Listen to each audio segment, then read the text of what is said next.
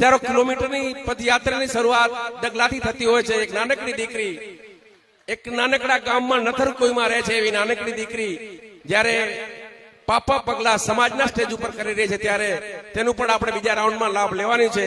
એવી બેન શ્રી લક્ષ્મીબેન હાલે માથા પર રહે છે, તેઓ પણ પધારે અને રાણા બાપાને હાથે સન્માન સ્વીકારે।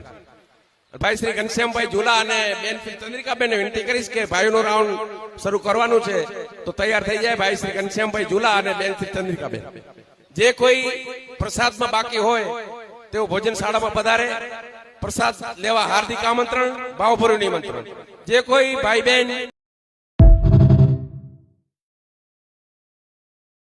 હજારો કિલોમીટરની પદયાત્રાની શરૂઆત ડગલાથી થતી હોય છે। એક નાનકડી દીકરી એક નાનકડા ગામમાં નથરકોઈમાં રહે છે। એવી નાનકડી દીકરી જ્યારે પાપા પગલા સમાજના સ્ટેજ ઉપર કરી રહી છે ત્યારે તેનું પણ આપણે બીજા રાઉન્ડમાં લાભ લેવાની છે। એવી બેન શ્રી લક્ષ્મીબેન હાલે માથા પર રહે છે, તેઓ પણ પધારે અને રાણા બાપાને હાથે સન્માન સ્વીકારે।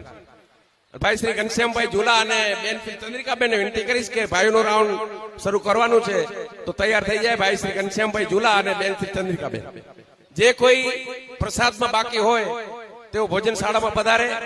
પ્રસાદ લેવા હાર્દિક આમંત્રણ, ભાવભર્યું નિમંત્રણ। જે કોઈ ભાઈ બહેન